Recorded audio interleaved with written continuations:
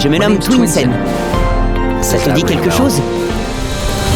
I set up the studio in 2021 with Didier Chanfray, one of the original creators of LBA. The original idea was to revive old licenses. I started with a license that's dear to me, Little Big Adventure. The first one was born in '94, followed by a second in '97. Almost 30 years later, when I wanted to create a studio, I thought I have to try and bring Albert back. So I called Didier. Benoit's project was interesting because it was a new adventure starting. I could also get involved with what I wanted to do again in production. I managed to convince him and we created the studio together.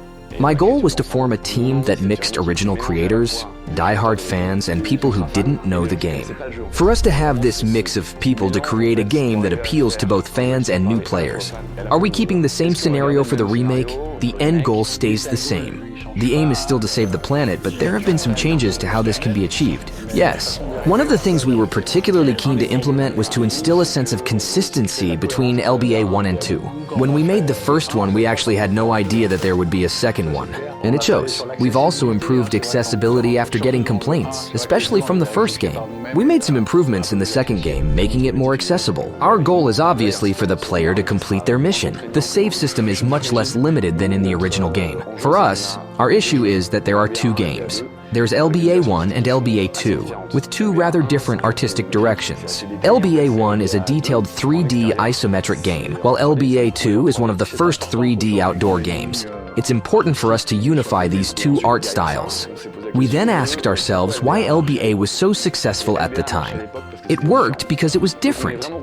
So it really brings us back to, why did they make those specific choices? The idea was to find a unique artistic direction, something we believe hasn't been seen before, at least not in video games. The artistic choice made with Paolo Torino was exceptional because it's fan art from the get-go. When we looked at what the community was doing, I noticed the fan art pages, which caught my eye for potentially tweaking the art style a bit differently. And Benoit also showed up one day with these same pages, and I said to him, yeah, let's try to reach out to him. And here we are. And we thought that there was, simultaneously, this dreamlike, poetic side to the original game, and this very modern, unique element that would appeal to the most people with the artistic choices that were made, so we already wanted to shake things up a bit. We realized it was already starting to look a little dated due to the heavy technical constraints at the time. But we also didn't want to go in the opposite direction. We wanted it to look fresh. Little Big Adventure was known for its different behavior modes where you could be normal, athletic, aggressive, or stealthy, so each time you played a little bit differently. Here, we decided to do away with this system in favor of a dynamic system, where you can walk, run, hit, and all that without actually changing your behavior. The core game design was based on this.